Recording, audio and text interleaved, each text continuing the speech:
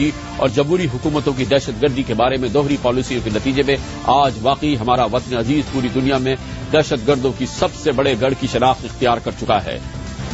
جب تک بیماری کو پہچانیں گے نہیں تو اس کا علاج کیا خاک کریں گے؟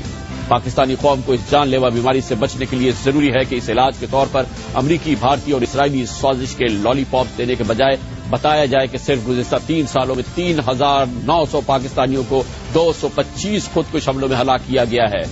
قوم کو زور دے کر بتایا جائے کہ ان 225 خودکش حملہ آوروں نے نہ مسجدوں کو نماز جمعہ اور نہ افطار کے وقت بخشا، نہ بازاروں کو بخشا، نہ اسکولوں کو بخشا۔ یہ آفت بپا کرنے والے خودکش حملہ آوروں میں ایک بھی بھارتی نہیں تھا، ایک بھی امریکی نہیں تھا اور ایک بھی اسرائیلی نہیں تھا، بلکہ سب کے سب، جی ہاں، سب کے سب خودکش حملہ آور پاکستانی تھے اور مسلمان تھے۔ اس حقیقت کے ساتھ یہ کڑوا زہر بھی نگل لے کہ حالیہ سالوں میں دنیا بھر میں ہونے والی دہشت گردی کے تقریباً تمام بڑے واقعات میں یا تو پاکستانی استعمال ہوئے یا پاکستان کی سرزمین پر ان کی پلاننگ کی گئی۔ پاکستان عسکریت پسندوں، انتہا پسندوں یا خالصتاً دہشت گردوں کی جنت بنتا نظر آ رہا ہے۔ یہ مانتے ہوئے یہ جاننا شد ضروری ہے کہ اس کی ذمہ داری صرف موجودہ حکومت نہیں ہے۔ دنیا میں خطرناک پہچان حاصل کرنے کے لیے ہم نے تقریباً 25 سال کا سفر طے کیا ہے۔ اگر آج دنیا اس پیارے ملک کو دہشت گردوں کی بڑی پناہ گاہ سمجھتی ہے تو اس کی وجوہات ٹھوس ہیں۔ یہ وجوہات کیا ہیں؟ آپ کو اس کے لیے اپنی یادداشت کو تازہ دم کرنا ہوگا اور بہت غور سے یہ تفصیلات سننی اور دیکھنی ہوگی۔ 1985 کراچی میں پین ایم طیارے کو اغوا کرنے کی کوشش کی جاتی ہے۔ 22 لوگ ہلاک ہوتے ہیں۔ اغوا کرنے والے فلسطینی نژاد ہیں اور ابو نضال تنظیم سے اپنا تعلق بتاتے ہیں۔ گرفتار ہوتے ہیں 5 فلسطینی اور ان کے ساتھ پاکستانی۔ وقت آگے بڑھتا ہے، سی آئی اے پر حملہ ہوتا ہے۔ سی آئی اے کے ہیڈ کوارٹر پر 25 جنوری 1993 پر حملہ ہوتا ہے۔ 2 سی آئی اے اہلکار ہوتے ہیں۔ حملہ کرنے والا ایک پاکستانی کی حیثیت سے شناخت ہوتا ہے اور 15 جون 1997 کو ڈیرہ غازی خان میں پاکستانی ایمل کانسی امریکی گرفتار کرتے ہیں، اس کو اٹھا کے امریکہ لے جاتے ہیں اور وہاں پر اس کو سزائے موت دیتے ہیں۔ نیو یارک میں پہلا ورلڈ ٹریڈ سینٹر میں دھماکہ ہوتا ہے۔ 26 فروری 1993 کو ہلاکتیں 6 ہوتی ہیں۔ حملہ کرنے والا، پلاننگ کرنے والا رمزی محمد یوسف ہے۔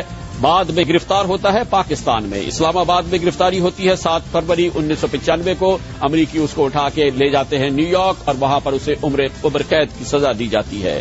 کینیا اور تنزانیہ میں امریکہ کے بڑے سفارتخانوں پہ حملہ ہوتا ہے۔ 7 اگست 1998 کا واقعہ ہے۔ اس کی پلاننگ کرنے والا پاکستان سے گرفتار ہوتا ہے۔ 25 جولائی 2004 کو گجرات سے احمد خلفان گیلانی کو گرفتار کیا جاتا ہے۔ یمن کے قریب امریکہ کے بحری بیڑے پر یو ایس ایس کول پر حملہ ہوتا ہے۔ حملے میں 17 امریکی فوجی ہلاک ہوتے ہیں۔ 13 اکتوبر 2000 کے ہونے والے اس واقعے کی پلاننگ کرنے والا کراچی میں سے گرفتار ہوتا ہے۔ 27 اپریل 2003 کو جب ولید محمد بن عطاش کو گرفتار کیا جاتا ہے۔ کراچی کے شیریٹن ہوٹل پر حملہ ہوتا ہے۔ ہلاک ہونے والے 11 فرانسیسی انجینئرز ہیں جو پاکستان کے نیوی کے ساتھ مل کے کام کر رہے ہیں۔ گرفتاری 8 ستمبر 2005 کو کراچی میں ہوتی ہے اور مفتی محمد صابر کو گرفتار کیا جاتا ہے۔ فرانس آج بھی اس واقعے کی جڑ تک پہنچنے کی کوشش کر رہا ہے۔ فرانس، یورپ اور امریکہ ہی نہیں، انڈونیشیا میں جب سب سے بڑے دھماکے ہوتے ہیں اس کے سیاحتی مقام بالی کے قریب جس میں ہلاکتیں ہوتی ہے 202، اس کا پلانر، اس کا سب سے مرکزی کردار اب سے تھوڑی دنوں پہلے پاکستان سے گرفتار ہوتا ہے اور جی ہاں، ایبٹ آباد سے ہی گرفتار ہوتا ہے۔ اس کا نام عمر پاٹک ہے جو کہ اس وقت اب انڈونیشی تحویل میں ہے۔ لندن میں خودکش حملے ہوتے ہیں، لندن کی ٹیوبز پر حملے ہوتے ہیں 7 جولائی 2005 کو۔ یہ خودکش حملے 4 اور اس میں ہلاکتیں 56۔ ملوث افراد میں سے 3 پاکستانی نژاد خودکش حملہ آور تھے، محمد صدیق خان، شہزاد تنویر اور حسیب احسن، اور اس کی تیاری کرنے میں 20 جنوری 2009 کو جس شخص کو گرفتار کیا گیا وہ غیر ملکی تھا، ذبیح اللطیفی، جن کو پشاور سے گرفتار کیا گیا۔ بمبئی میں حملے ہوتے ہیں 26 نومبر 2008 کو، ہلاکتیں ہوتی ہے 164، گرفتاریاں ہوتی ہے 12 فروری کو پاکستان کے اندر پاکستانیوں کی۔ ذکی الرحمان لکھوی، حماد امین، صادق، جاوید اقبال اور زرار شاہ کو گرفتار کیا جاتا ہے۔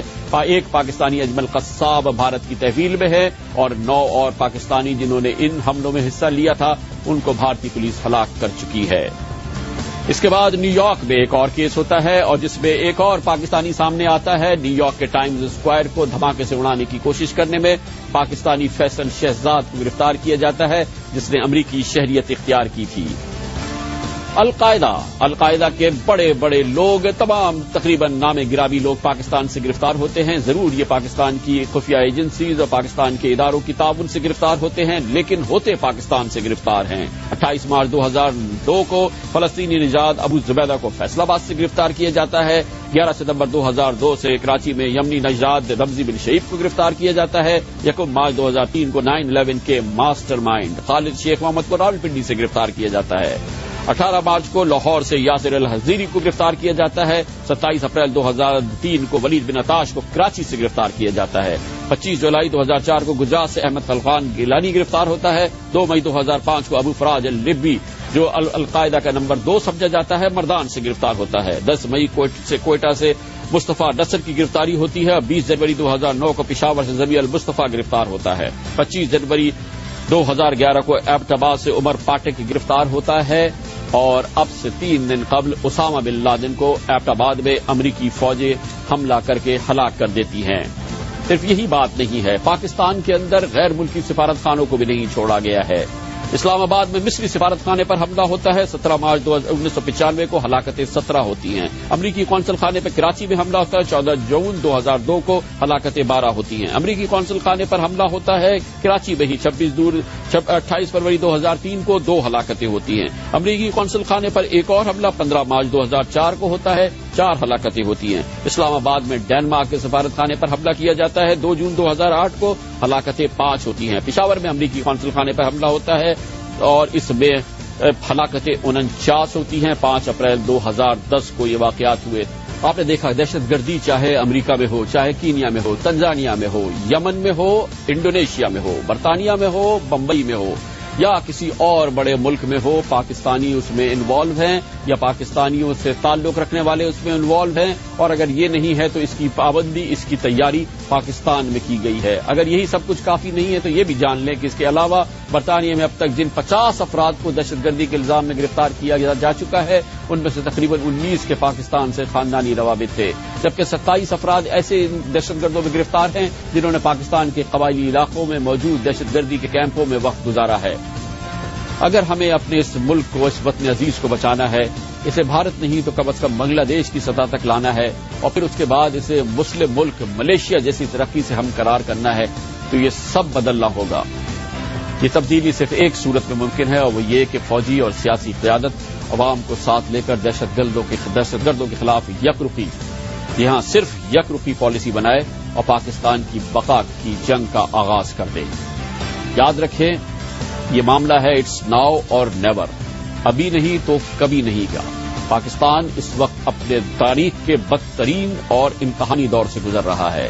اس کی بنیادی وجہ یہ ہے کہ پاکستان نے دہشت گردی کے خلاف جنگ تو ضرور لڑی ہے، مگر یہ جنگ پاکستان ہارتا نظر آ رہا ہے. ہم مانے یا نہ مانے، پوری دنیا اس وقت ہمیں دہشت گردوں کی جنت کے طور پہ، دہشت گردوں کی پناہ گاہ کے طور پہ اور دہشت گردوں کے گڑھ کے طور پہ پہچان رہی ہے. یہی وجہ ہے کہ وہ جو دہشت گردی جو دنیا میں ہو رہی ہے اس کو ایک طرف رکھے، پاکستان کے اندر ہونے والی دہشت گردی کے نتیجے میں ہماری معیشت کی کمر کی ہڈی ٹوٹ چکی ہے. پاکستان کی بقا کی جنگ لڑنی ہے تو دہشت گردوں کو ہرانا ہوگا، ملک کو انتہا پسندی سے، عسکریت پسندی سے اور اس تمام امیج سے صاف کرنا ہوگا. مگر یہ کرنے کے لیے بہت کچھ کرنا ہوگا. وقت سے قبل ہم نے آپ کو بتایا کہ پاکستان غیر ملکی دہشت گردوں کی پناہ گاہ ہے. وہ دہشت گرد جن کو ان کے ملک اپنا شہری تسلیم کرنے سے انکار کرتے ہیں یا ان کی شہریت کو ختم کر دیتے ہیں، وہ پاکستان آتے ہیں اور پھر پاکستان سے دنیا بھر میں دہشت گردی کرتے ہیں. ان سے چھٹکارے کی بھی ضرورت ہے. ملک کے اندر ان کے جو ٹینٹیکلز بن گئے ہیں، جو ان کے کنیکشنز بن گئے ہیں، ان کو توڑنے کی ضرورت ہے. اور سب سے زیادہ امپورٹنٹ یہی بات ہے کہ ہمیں اپنی 2 رخی پالیسی کو ختم کرنے کی ضرورت ہے. 2 رخی پالیسی یہ بھی ہے کہ عوام کو بتایا جائے کہ پاکستان کے مفاد میں کیا ہے اور دہشت گردی کے خلاف جنگ میں پاکستان کو کیا کرنا ضروری ہے. عوام اس کو ہضم کرے یا نہ ہضم کرے، مگر ان کو اصلیت بتائی جائے. مثال کے طور پہ یہ بتا دیا جائے، عوام کے اس تاثر کو صحیح کنفرم کر دیا جائے کہ پاکستان میں اگر ڈرون حملے ہوتے ہیں تو ان میں سب میں نہیں تو کافی میں پاکستان کی حمایت حاصل ہوتی ہے اور پاکستان اور امریکہ ایک مشترکہ پالیسی کے تحت یہ ڈرون حملے کرتے ہیں. پاکستان کے عوام کو اس سلسلے میں ان کے جذبات کو اٹھانے کے بجائے ان کو بتایا جائے کہ یہ حملے پاکستان کی مرضی سے بھی ہوتے ہیں اور کئی موقعوں پہ پاکستان کی حمایت سے اور پاکستان کے مشترکہ ایکشن سے ہوتے ہیں. یہ بھی بتا دیا جائے جیسا کہ اس سے پہلے بتایا گیا، لیکن اس کو باقاعدہ پالیسی کے طور پہ کہا جائے کہ پاکستان میں ہونے والے تمام دہشت گرد حملے پاکستان کے لیے نقصان دہ نہیں ہیں. اس کا برملا اظہار کیا تھا میجر جنرل غیور محمود نے، جو کہ کمانڈر ہیں 7 ڈویژن کے. یہ وہ ڈویژن ہے جو کہ تعینات ہے سب سے متاثرہ شمالی وزیرستان میں. میجر جنرل غیور محمود نے کہا، اور اس کی تردید آج تک پاک فوج کی جانب سے نہیں آئی ہے، کہ یہ حقیقت ہے کہ امریکی ڈرون حملوں میں زیادہ تر دہشت گرد ہلاک ہوئے، جن میں ایک بڑی تعداد غیر ملکی جنگجوؤں کی تھی. 2007 سے 2011 کے دوران 164 ڈرون حملوں میں 964 دہشت گرد مارے گئے، جن میں 793 پاکستانی جبکہ 171 غیر ملکی تھے، جن کا تعلق مختلف عرب ممالک ازبکستان، تاجکستان، چیچنیا، فلپائن اور مراکش سے تھا. پاکستانی کی خود مختاری کی اگر خلاف ورزی ڈرون حملوں سے ہوتی ہے تو ان 171 لوگوں نے بھی پاکستان کی خود مختاری کی خلاف ورزی کی، جو پاکستان کی سرزمین سے دہشت گردی میں ملوث تھے. پاکستان کی حکومت کو دو ٹوک الفاظ میں پاکستانیوں کو بتا دینا چاہیے کہ وہ ڈرون حملوں کی حامی ہے یا اس کی مخالف. اسی طرح سے دو رخی پالیسی کو ہر محاذ پہ ختم کرنا ہوگا اگر دہشت گردی کے خلاف جنگ جیتنی ہے، ورنہ جیسا کہ میں نے آپ کو وقت سے قبل بتایا تھا، اسامہ بن لادن کا نمبر آ گیا. کل ہو سکتا ہے ایمن الظواہری، پرسوں ہو سکتا ہے ملا محمد عمر.